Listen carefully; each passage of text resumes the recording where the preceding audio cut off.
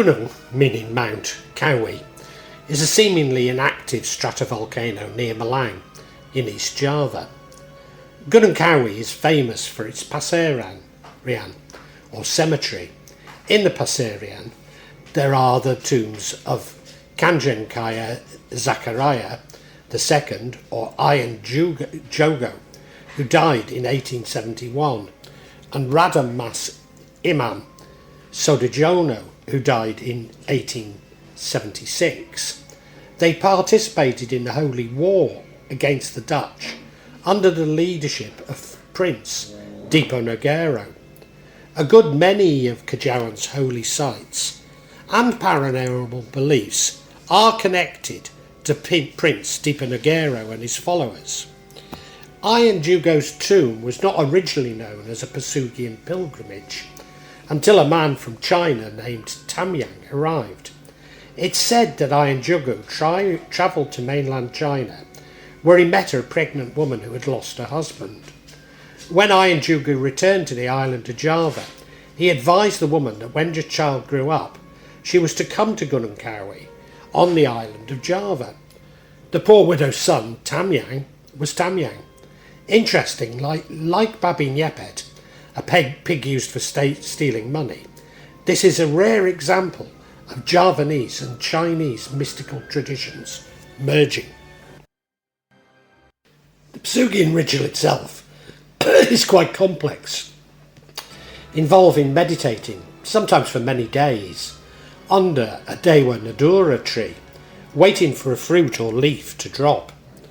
Could this be the tree that Muni had painted on his home and ours? On inspection of a tree he had planted outside our home, I don't think this is the Dewa Nadura, although of course the paintings might be. During the time of the pilgrimage to Gunung Kawi, one must make 3 penances. The Pesugihan from Gunung Kawi is said to provide wealth for up to 7 generations, although others believe the wealth will disappear when the person granted it dies. When performing the purification, the performers of the Pesugihan must make a death contract with the supernatural ruler of Gunung Kawi. Everyone who asks for Pesugihan must offer a sacrifice every year. Normally this requires returning to Gunung Kawi. They are also given 2 small jimat, which must be kept in their house, such as under their windows. Indeed, some say that the result of any wealth that is has been granted being lost without this sacrifice. To perpetuate the wealth, the victim requested is a relative who still has blood relations with them, or the perpetrator offers themselves. A death is said to come quick to the victim, as will the wealth, so if it is not speedy, the ritual has not worked. The person who becomes the victim will be paid part of the animal kingdom on the mountain. Many believe they are reincarnated as monkeys on the mountain, but there is also the belief that those performing the ritual will become monkeys when they die. Whilst this concept of a forfeit is common across magical traditions, it's ubiquitous within Javanese magic. Pesugihan implies that one can only gain wealth from another, often the victim. This of course reflects how the universe seeks balance, sometimes seen as karma. This context is also carried forward to business and economics within Indonesia. In the West, there is more a focus on collaboration to increase the size of the cake, Keynesianism. But in Indonesia, there are always winners and losers. Thus, economic development is only initiated if it directly benefits the initiator, rather than the poor or the common benefit. We were aware that our dukun brother had visited Gunung Kawi, presumably to partake in a Pesugihan ritual, but don't believe that he returned, certainly not annually, although of course he may be making the sacrifice each year. This involves him offering a close blood relative to the spirit rather than a physical sacrifice.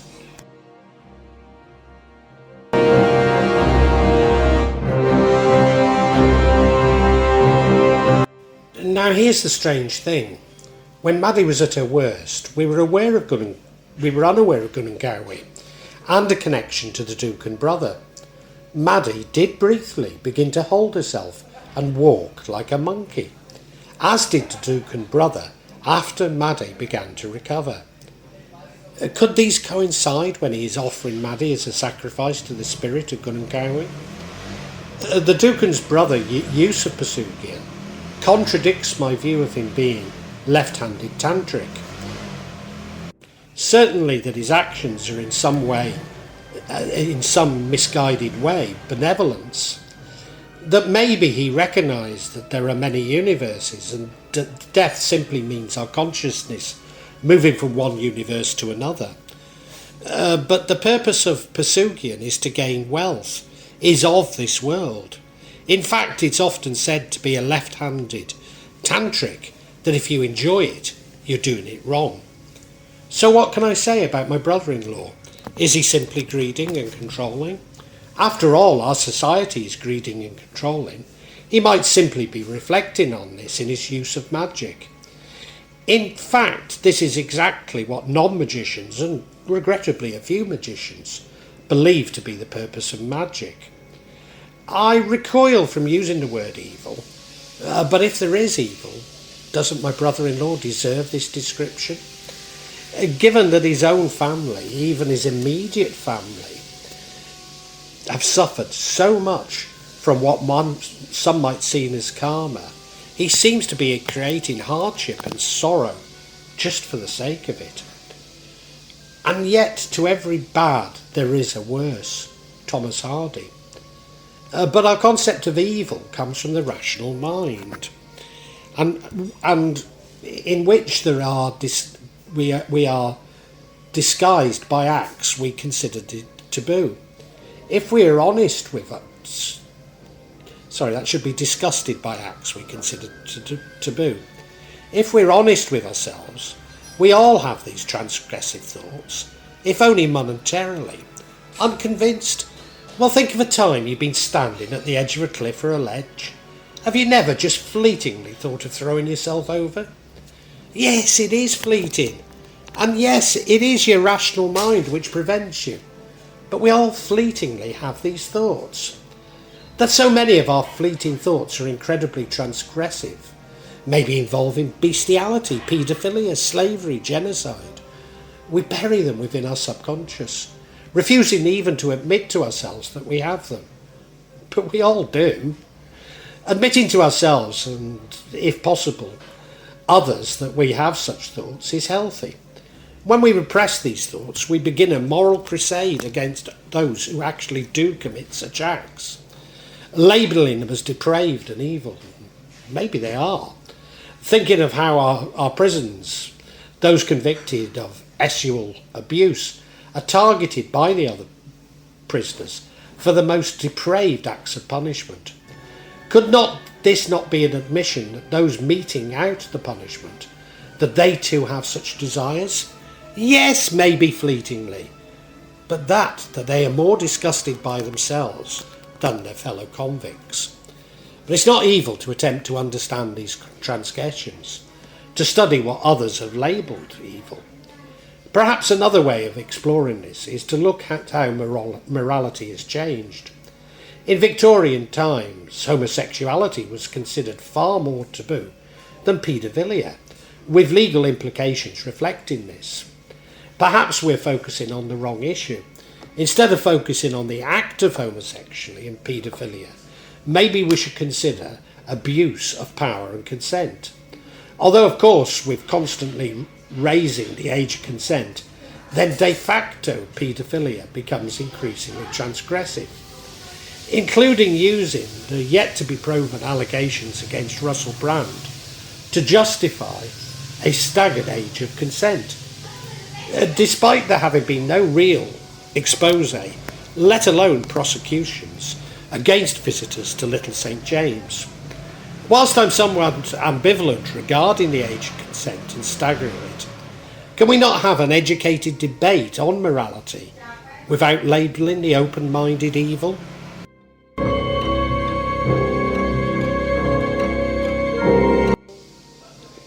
cannot decide how I should characterise man's desire to observe transgressive acts, be it pornography or acts of violence. But this surely is related. I'm certainly not condemning this impulse. I don't recall having seen a corpse until I came to Indonesia, where it's normal to pay respect to a recently departed person. Although as a teenager I was the first to arrive at a motorcycle accident. The rider was alive when I found and comforted him, but cannot be sure when he actually died. Thus, when my mother died, I was prepared. But we also become immune to such images, and there being a fair amount of evidence that pornography leads to sexually exploitative behaviour. Nevertheless, forbidding people from accessing such images only makes them seem more attractive, maybe suppressing these fleeting thoughts, rather than accepting them for what they are, fleeting. Yes, I am against censorship. It seems to me that censorship is an attempt to control the very thoughts of another, which is my definition of black magic. But equally, such control creates a ready market for transgressive images. Yes, censorship creates porn. Censorship favours those with resources to navigate the censorship itself, leading to an explosion in porn. But equally, as I have indicated, it does seem that watching porn encourages exploitative behaviour. So maybe we do need a level of self-censorship in the same way that we reject throwing ourselves off a cliff. What I do know is that what we label, what we don't understand, as evil. All too often the religious right label magic as satanic. when to be a satanic implies following an Abrahamic religion. I'm yet to come across any magic that is satanic, although I'm willing to believe that some is. So is evil really just an expression of those acts that we repress within ourselves? Thus a magic is assumed to be evil because few actually study what is involved in magic, and simply assumed to be about those desires we repress. I really no longer know what to think, and maybe that's my point, that we should no longer try to explain, nor indeed to control it. Just submit to Allah and what He has too. To both my dukun brother and I. Indeed, I've already asked Allah for judgment, meaning that I must be prepared for mine, as I am for my dukun brothers. Of course, my dukun brother was aware that I discovered the evidence of his ritual at the graveyard. Thus he would by now have realised I knew him to be behind our problems, and that I was not fearful for him. This is far more important than it may seem, as in my experience magic works by fear. It's about the magician imposing his will on the victim. So once the victim shows they have no fear, it becomes more difficult. Indeed, the tables could turn, which is the real meaning of spells returning to the sender, as now they have difficulty in even leaving. But also knowing the perpetrator and the spells they cast is well on the way to neutralising them. When I recount my problems to others, so many feel the need to explain to me why they have not themselves experienced black magic. Often this relates to strongly held beliefs such as Christianity or Islam, or disbelief, often as scientists. But most importantly, we're all different, and we will see and experience different things and must come to our own solutions to overcome black magic. In fact, this lack of respect for the individual is at the root of so many problems in the world, despite us ultimately all being one. It's a supreme arrogance to insist that what one has not experienced, nobody else may, and that what has worked for you will work for everybody. Yet this is at the heart of the scientific method. But what must be apparent is that magic is what science isn't.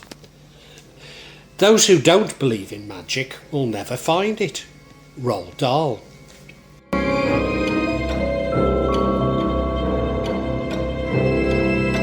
When I've shared my problems problems with others. Most are sympathetic and try to help.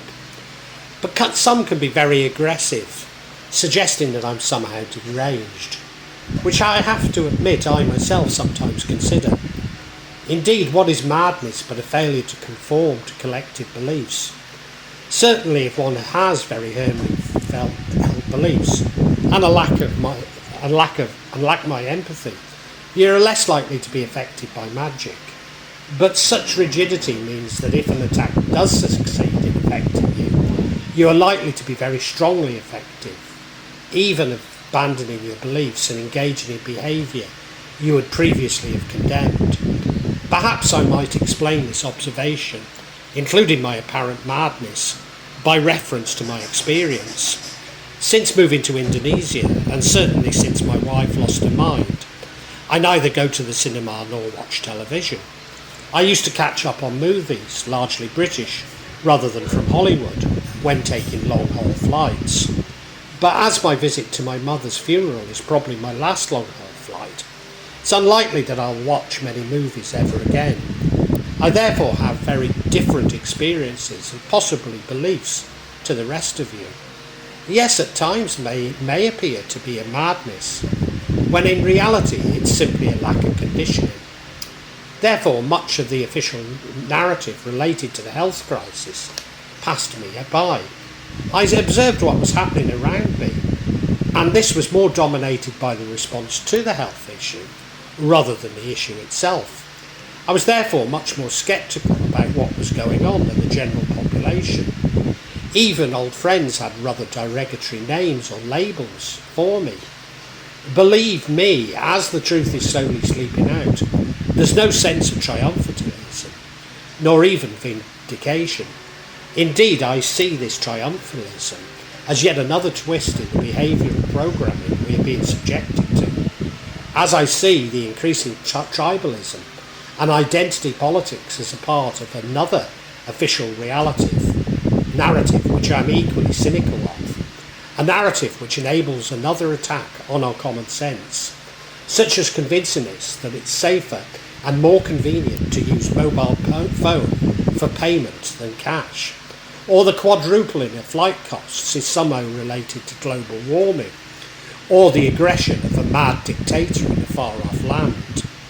Those with firmly held religious beliefs sometimes argue that my experience of black magic is a punishment.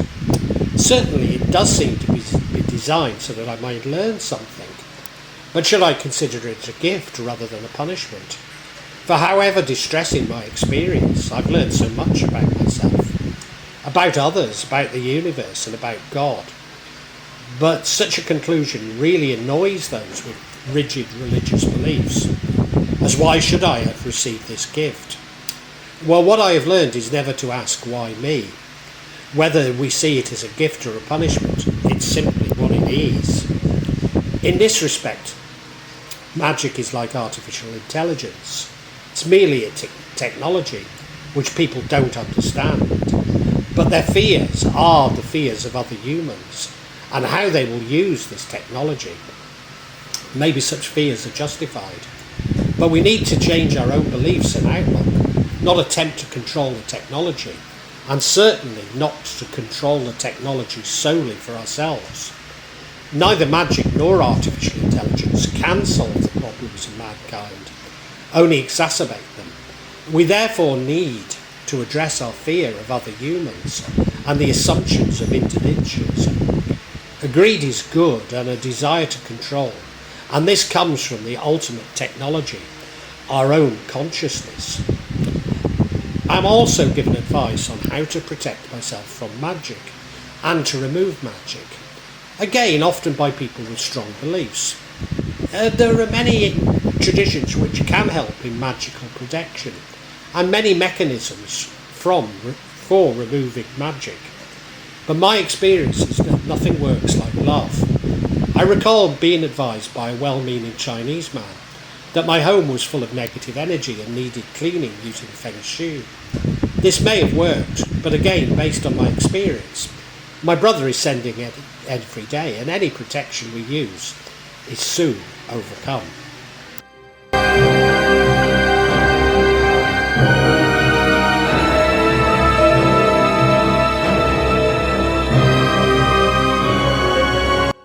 The same would be true for the Dukuns and Ustads we visited around Java. Some may have been temporarily effective, but lacking an understanding of my Dukun brother's spells, they can only provide temporary relief, and in some cases cause more harm. Maybe a part of the reason why they cause harm is that most Dukuns are likely to be possessed themselves, whether consciously or unconsciously, and this will have been passed on to their clients. If their will is less than the Dukun they are attempting to fight, in fact, as important pacts or spells are intergenerational, the very training of the Dukun ensures that they will be possessed by the same spirits as their gurus and bound by the same pacts. Indonesians love giving advice to others, which I've spent many years following, only to find that such advice was never worth following, apart from that given to me by Nikki, who's always so well informed.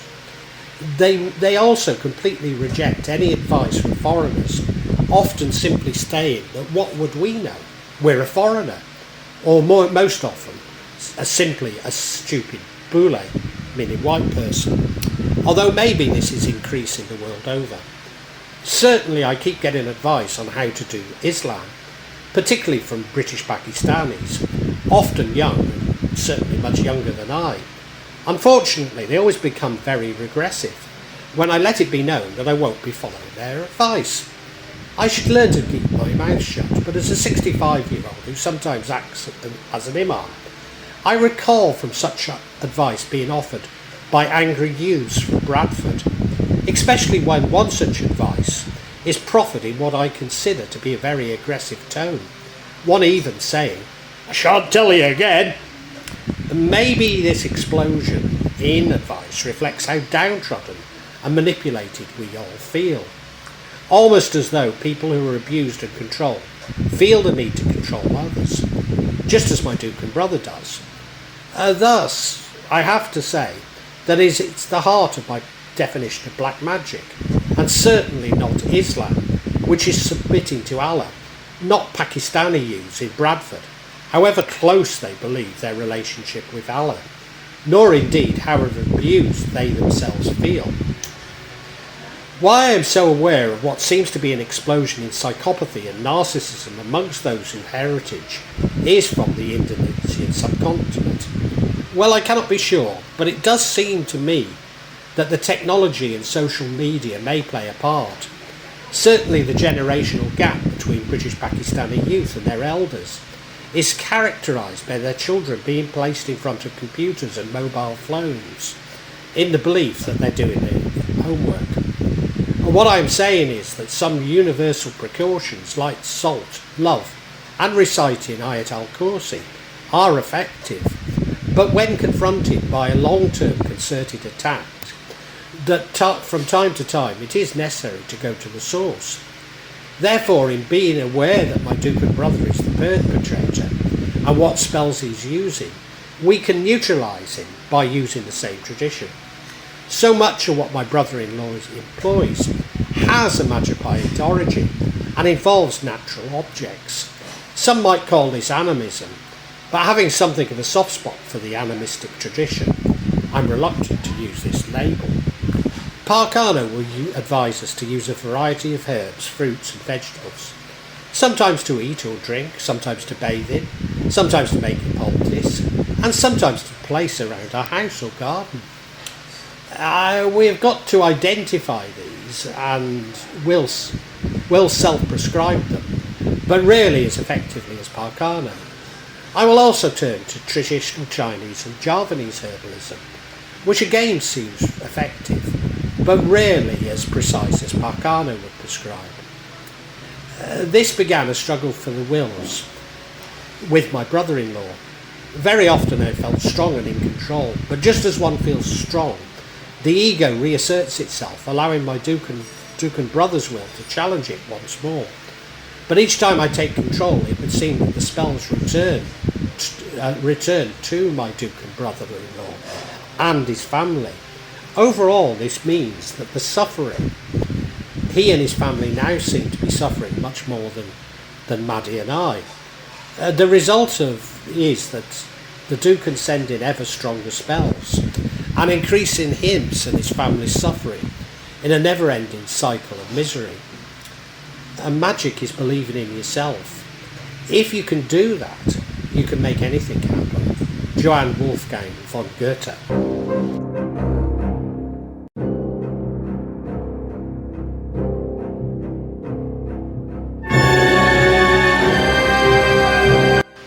Perhaps you find this hard to believe, but think of how many career criminals who, along with their families, have suffered greatly but refuse to give up, thinking of their next crime will be the big one and that they won't get caught. Maybe you could see it as an addiction or even a possession. When affected by my dukun brother's spells, I often wake up sometime between midnight and 4 and I'm unable to get back to sleep. I tend to get up rather than toss and turn in bed. I don't want to make Maddie, but often she can sleep when I'm no longer by her side.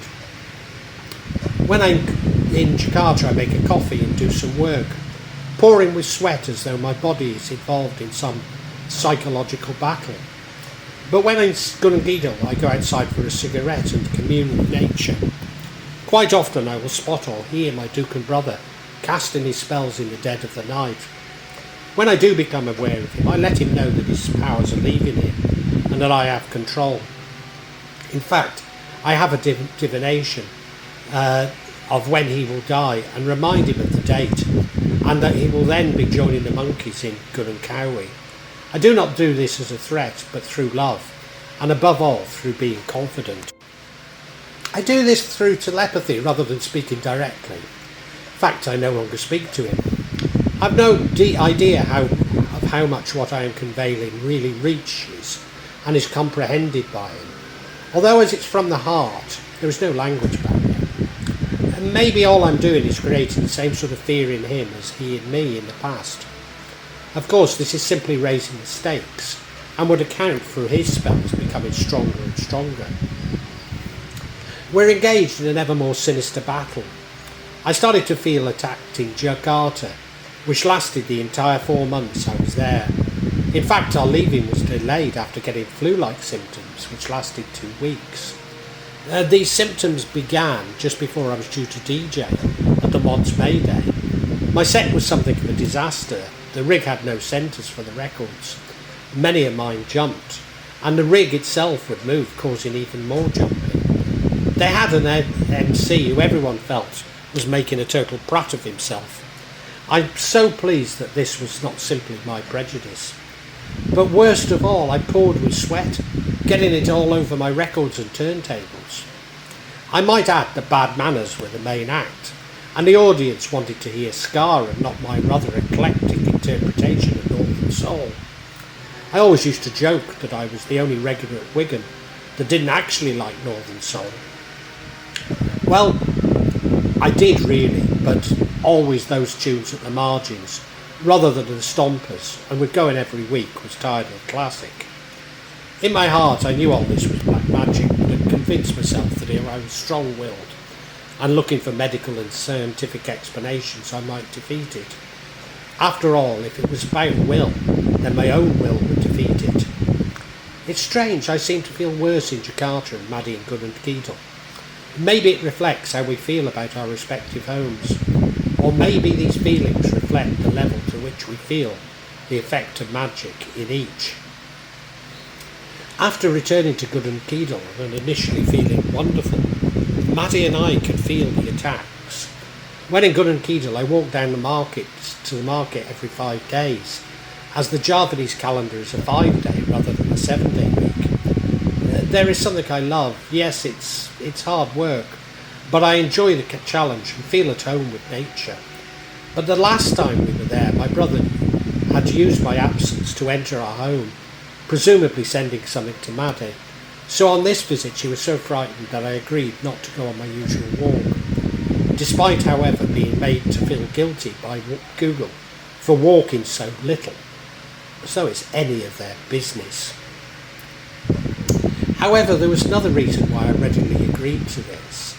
You see, I was getting those telltale signs of sciatica, which became progressively debilitating. I've suffered from sciatica for years, and I was given some strong medication by my doctor in Manchester. But around 12 years ago, the sciatica seemed to change, with Western medicine providing less relief, and certainly not ridding me of the symptoms. I recall thinking that it could have been mad cow's disease, as it was as though my brain could no longer signal my legs to work. My Western doctor was aghast when I explained this. I later rationalised this as being a natural response to pain, with my brain numbing the area. I remember taking my dog for a walk on one of those days, and I was unable to walk. But of course I got no sympathy, let alone consideration from my narcissistic partner. I befriended a fellow dog walker, and when he met me, he told me he'd never seen anyone looking so ill, as though it was something a little more than sciatica.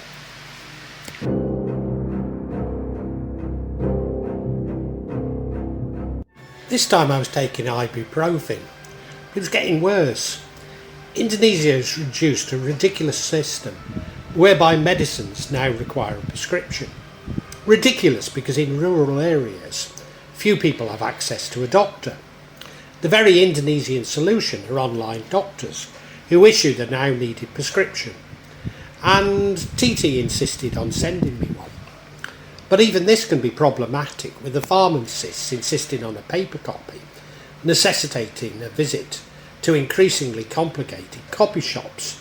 Thanks to a scheduling system based on scanning, they all seem to have bought. This included pregabalin, which I believe has become a popular street drug in Manchester, as it apparently increases the effect of other drugs.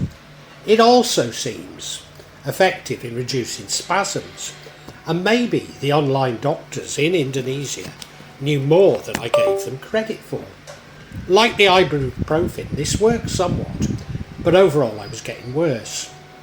During those 12 years when the symptoms seemed to change, for about 5 years they became unbearable.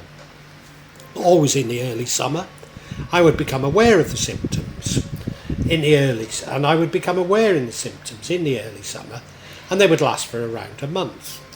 They would then accumulate in me being unable to walk at all, nor even sit or lie down, without involuntary movements of my legs. I would grab sleep when exhausted in a chair or on a bed, but had no control when I would sleep. Crazy though this seems, but the same sensation repeated itself the moment I landed in Bangkok, and remained with me when I got to Vietnam. By this time, not in my leg, but my neck. Even with a strong massage by a plump ladyboy, only managed to shift it momentarily. It also included headaches, fever, confusion, even mild hallucinations. I concluded that it was meningitis. I could not contemplate a lumbar punch in Vietnam, but hoped that it was viral and would pass. What made it so similar to my sciatica was that for around 4 days I was completely debilitated, unable to lay down, and even sitting in a chair was uncomfortable. Snatching sleep for around half an hour at a time, often in a chair when I became exhausted. I am certain that I felt these symptoms returning, but now am much more able to fight them off. In fact, recently I had a bad attack and Made rubbed my back to relieve me, but soon came up as she was very much affected. Stronger black magic attacks from Java do begin in the neck. I therefore hypothesise those which affect my back and neck are attacks which don't move far, whereas those in my leg have found a more welcoming part of my body. This trip was my last trip to Vietnam, as things went horribly wrong. I realised that I'd been played as a white monkey by Rose, and when she realised that I knew, she went out of her way to cut me out of her non-existent business deals. Whatever the state of Rose's mental health, she was a politically exposed person, in other words well connected to very powerful people in Vietnam. On this trip, she certainly let me know this, and I've been too frightened to return to Vietnam, despite having some work for the National University. Although, of course, maybe those trips also marked me out as a politically exposed person, as Rose certainly was, albeit I'm a victim, not a perpetrator.